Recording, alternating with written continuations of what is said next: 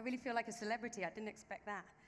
Hi, thank you so much for having me. I'm Louise. I wanted to start today by talking about the notion of purpose. The real reason we're all here, the real reason we all get up in the morning, to find a sense of fulfillment in our everyday lives. And fulfillment in its finite case comes back to belonging. In friendships, in relationships, in our business and professional worlds, we want to feel like we belong. And if we break down belonging, the most crucial part of it comes from community. And when our communities are fueled and rooted in kindness, in respect, in integrity, those relationships in each of those spaces develop faster and stronger than ever before. Bumble is a social network rooted in encouraging women to go after what they want in friendship, in dating, and in business. We were founded back in 2014 with the focus to create a more equal world. Women make the first move. Our values of kindness, respect, accountability, and equality lay at the foundation of everything that we do internally and externally, campaign-wise, internal culture as a company. And we truly believe that it is impossible to develop fruitful connections in life without kindness being at the core. We're going to play a game because it's early and the sun's shining and I don't know any of you. And I thought about this morning, and naturally when you get up here, it's a little bit nerve-wracking. And really when I broke it down, it's because I'm not connected to you. I don't know any of you. I don't know what you do, who you are, what you love. And I want to create that space so that I can present a better presentation and you can walk away with something more valuable. So everybody stand up. Sorry, I know, you're probably like, I don't want to do this. I'm going to make you do this. Can you imagine what I'm like as a sister? I want you to sit down, and I really hope this works, otherwise my presentation is fucked. I want you to sit down if you don't believe that relationships are about respect. Please, nobody sit down. I now want you to sit down if you don't expect kindness from your wife, your girlfriend, your boyfriend. And now I want you to sit down if you don't expect your colleagues to be accountable when things go wrong. Things always go wrong. We're fueled with challenges in life, and accountability lies at the forefront of managing that articulately. None of you are sitting down. As digital evolves and technology moves forward, we can humanize the space so it's not as scary as it looks and it feels. All of us want those things, those values, those emotions. And the fact that you're all stood is the proof point to why Bumble works. You can sit down now. Thank you. And that's what I'm going to talk about. Behind every successful woman, and the women in the audience know this very well, is a group of other women hyping them up. We are at a point right now, the zeitgeist, we are manifesting strong women everywhere, and the men are joining forces with us. In 2014, we looked at what was broken in society, and we figured out a way to make it better. And then we built a billion-dollar company around it. And if we can do it with kindness at the core, imagine what every other company can do if they put values at the forefront of the work they do. But what was broken back in 2014? These are some examples. We talk about empowerment, confidence, the strength of the female in the opportunistic world, but what we don't do is recognize that we're just not at that place or point yet. These were the problems. We don't and we didn't live in an equal world. We were becoming lonelier and lonelier. The UK was voted as the #1 lonely city in the world. The more connected we get to social media, the more we are retracting and retreating from human connection. And we have to find a way to integrate both to make us all happier individuals. So what did we do? We said, we're creating a product here. We're an app. We're a tech product, right? But we don't want to lead with that. We want to lead with our mission as a company. We want to galvanize our audiences and put our mission and values first and our product second. And this is our overarching theme. Be the CEO your parents want you to marry, and then join Bumble to find somebody you like. We set up with what we wanted to achieve from a vision point of view. Our goal was to enable that through our product and our innovation. Our plan was to do it in over 150 countries around the world, and our action started back in 2014 and has not slowed down. This is our organizing thought, and I think it's interesting from a brand point of view that this is incredibly straightforward and simple. Make the first move. That lies at the foundation of everything we do. In our product, ladies make the first move. In our campaigns, we create spaces for more women to make the first move. And in our mission and our vision, we want every woman around the world to make the first move. More women making first moves sets a more equal precedent for us all as humanity. So for those who don't know what we are, this is us. One app, 3 modes, 1 mission. You can date, you can find friends, and back in 2016, we launched a professional networking element to the app. And this is how we went about launching it. I don't come from a marketing background. I came from a communications background. I worked in fashion before Bumble. Then I worked with some interesting celebrities in Los Angeles. And when I joined Bumble, I looked at our strategy and I thought, it doesn't need to be as complicated as we often make it out to be. And this is what we built. Building a value system. Practice that value system. Practice some more. It's not enough to do one campaign that conveys that female body image should be more equal. You have to consistently, through every single channel that you have access to, reaffirm those messages. Talk openly with your community. Just because I work for a brand doesn't mean I shouldn't be meeting hundreds of women on Bumble for Friends. It doesn't mean I shouldn't be networking with all the women on the app. Everyone in our company uses it every day. And we're at the forefront of what our users want so that we can define and push innovation forward. Enable your community and empower your community. This is about putting our investment and our marketing spend to shift the dial of equality. We are finding spaces and industries where women are underrepresented, and we are tackling that with campaigns that can change. So I'm going to walk you through really briefly each of those steps. The value system. I mentioned this before, but they lie at the core of everything we do. These are our 5 values: kindness, respect, equality, accountability, growth. If we don't grow as a business, we cannot help more women. It's an incredibly important one for us internally so that our entire teams remember that we have a duty and we have a mission that we're trying to achieve daily. Practice what you preach. So the challenge of being a digital brand is that people can't see you, they can't feel you. We're not, in a power range or a sneaker where people feel like they can understand the textures and the fabrics. So we have to bring our brand to life in human form. This is something that's incredibly important for any digital brand. Consumers, to what Melanie was talking about earlier, want connection. They want to feel. And if you think about when we're the most stimulated and the most triggered, it's when our senses are stimulated. We want to feel something and smell it and sense how it feels to evoke emotion. And for us as a brand, it's really important that we do activations like this. This was actually in Los Angeles where we built Bumble and what it was like to experience it offline to give people an idea of the different experiences that you can have online. Our ambassadors and our advisors and the talent we work with, we do not pay them flat fees to come on board and be involved in a campaign. Serena Williams, she is an advisor. She comes into the office. She works with us. Priyanka Chopra, she is an investor when we launched in India. Sarah and Erin Foster, both of them are working with us on creative campaigns. They come to our global company retreats. Can you imagine what the interns think? They're like, unbelievable. But the point is that this is a new way of doing marketing. This is building a family and an infrastructure where we're utilizing the talent and the expertise of these people. We launched a Bumble Fund. How can we as a company and a business and a brand talk about re-equalizing access to opportunity without doing it ourselves? We provide the platforms, the infrastructure, the capital to support young female businesses across a number of various diverse spaces to ensure that our mission stays true every single day. We banned hate speech. So the digital world, especially on apps, is incredibly scary. It's generally unregulated.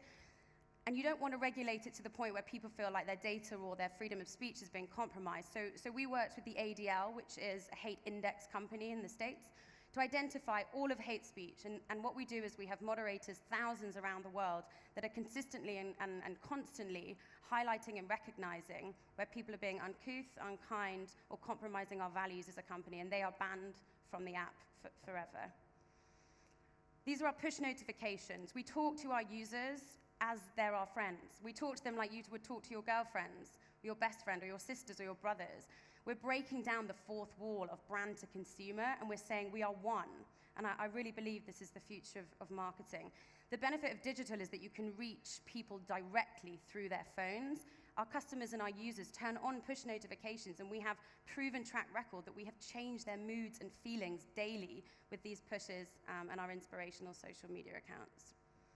Practice some more. Our campaigns are diverse. We take women away from all around the world. We bring them together from different backgrounds. We encourage them to find new meaning and experiences in connectivity. We play on what we're doing as a brand from a mission point of view in all of our out-of-home. Glass ceilings make great dance floors. This is one of my favorite pieces of copy. There doesn't need to be an aggressive sense of feminism in the work that we do. We are sexy, we are cool, and what we're saying is, it makes sense to live in an equal society. The best relationships are founded on equal footing. And I think our tone of voice has been really prevalent in our success. No more dick pics. Nobody likes a dick pic. I think we can all agree that nobody likes that. Why do people keep sending them? No one wants to see it. So what we did is remind people of that. And we could have been a lot more tactful with this out of home, for want of a better word. But I think this is really our brand at the forefront. You know, as a friend to another one of my friends, I would say this to them. You don't want to see it, don't send it across. And this is something that really got us at the forefront of lots of media, because we were very direct and open about the fact that we wouldn't accept it. We have moderators looking for it. We have just started a program with AI built into our app that can monitor and find imagery like this. It is uncouth, it's unsolicited, and more than that, it can actually cause trauma for many women. So this was a big one for us, including kissing catfish goodbye. So we're always looking and talking to our users in terms of how to innovate our product. Massive important piece for us. We cannot define it ourselves. We need to use them and galvanize their feedback in order to tell us how we need to innovate as a brand. This kind of is more prevalent in America, but catfishing is a thing. People have profiles that don't look like them. People show up on dates. They feel incredibly vulnerable and at risk. Safety is number one for us, separate to our values. If we cannot create a safe environment for women, our mission is impossible to achieve. So we inbuilt photo verification, and we have moderators, actual people, not computers, sifting through daily thousands of imagery and selfies of people to ensure that who you're talking to is actually who you're talking to. The likelihood of then you meeting them and them meeting your expectations is much greater. And so for us as a brand and a business, this made sense not only from a mission point of view, but also we want people to meet and find those meaningful connections. Talking openly with your community. This is another kind of ode to what I was talking about before in terms of breaking down that fourth wall between consumer and brand. When people don't behave well on Bumble, it's not good enough for us to just say, you sent her a dick pic, you called her fat, we got it, you're banned. We go one step further. This is a letter that we wrote to Dylan, who was incredibly rude to one of our users. And I think what this showed is really what we are as a brand and as a company, and who we are as a senior exec team as leaders and women. If somebody said that to one of my girlfriends, I would stand up for them and say exactly this back to them. So that's what we did, and we wrote him a letter and we published it. We also wrote one to Connor, because Connor also did that. And what we're doing here is we're saying, we will call you out if you behave like this on the app. Our value of accountability doesn't just stand for me doing my job properly. It doesn't just stand for expectations on the app. It stands for us holding these people accountable so that the rest of the ecosystem can feel safe and protected. Needless to say, Connor apologized very quickly after this. This is our social media account. I can't take any credit for this. This is run by a woman called Tareen in our Austin HQ. But I really believe that this is a real good snapshot of how we talk to our customer and our users. And I think language is incredibly important when you're building a brand, so that people feel that you're on their page. They feel like you understand them, and they want to be part of what you're talking about. They check in with you daily, and you become so much more than what your product and service offers. You get involved in the mission from an emotional point of view, and I really believe that this was our tone of voice, was a real kind of focus for us at the beginning that got us to initial success. And then my favorite part. So I run a lot of our global campaigns, and what's so fun about my job is that I get budget to make a difference, but it also has to make sense for our business. So this is something that we launched 2 years ago called the Female Film Force. Not one woman was nominated last year at the Oscars for Best Director. If women are not directing, producing, or writing our films, the narrative on the other end of the camera is through a male narrative. How are our young generations of women supposed to look up and relate and resonate with that kind of content? It should be equal, and it should be beneficial for everyone when it is. So what we did is we launched something called the Female Film Force, which was where we put a campaign budget into creating 5 films, fully funded by us, short films. They had £20,000 each, to create films that were rooted in equality. We found women from all around the UK. We mentored them for a year. We brought in various different infrastructures and financial support to really help them understand the nuances of budgeting for a film as well as the creative part. And it went crazy. It went viral. We had the most amount of coverage we've had for any other campaign because everyone was applying through Bumble Biz, our networking app. And as they were doing that, they were galvanizing crews and assistants and stylists all through the app. So what we had done is we'd used our mission to drive people into app, and then its actual service and the way that it's populated to fuel and empower them to go after and create the stories that we all need to see. And then we did it in art. Berlin is an interesting community in terms of how creative they are. And previously what we've done is we've said, this is what empowerment is. And Berliners don't want to hear that. They are progressive, they are innovative. And so what we said instead was, you tell us what empowerment means to you. We want you to design, through your creative art abilities, an image that represents empowerment in the city. And then what we're going to do, we're going to pay for it to go up all around the city on walls. And this is one of the winning women. And so much of my job that's so valuable is when I see the reaction of these young women. This girl was in her early 20s, and I don't think she stopped crying for about 4 hours after we told her that she'd won. But it's a great example of how we're really changing people's lives. And then we did it in music in Amsterdam, and our winner just performed at Ultra on Martin Garrix's stage last month in Miami. Empower your community, and this is the final bit really. Once you've enabled your community and you've introduced them and they're on side and you feel like they're part of your ecosystem, then you have to set them free to tell your story on their own. Find Them on Bumble was a campaign we did last year in New York. We are doing it in Berlin, in September, in Sydney, and in London. And this is about celebrating and heroing all of our users, because all of them that are active in the app reflect and represent the values that I talked about earlier. That is a collective of incredibly powerful and inspiring people that are using the app every day. So what better way to drive more users in than showcase the value of the current users that are there? And these are just some examples. And then finally, but definitely not final, our customer service team, arguably the strongest part and the backbone of our entire business, often neglected by businesses. Every single tweet we get at Bumble, they respond.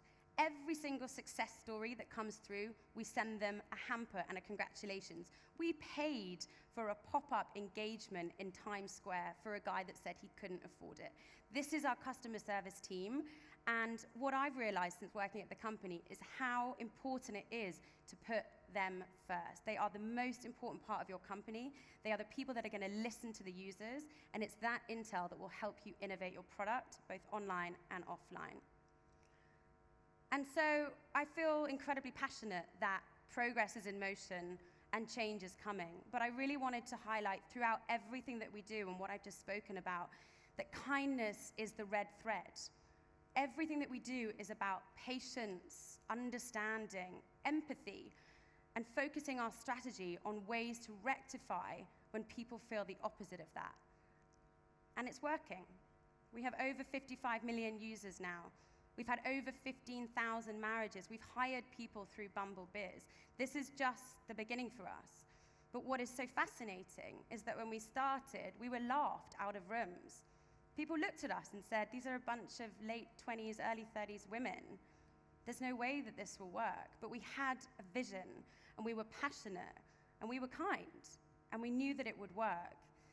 And so I guess what I wanted to get across today was that when anyone tells you that it's not possible, as long as your vision stays clear, your passion stays finite, there is nothing stopping you.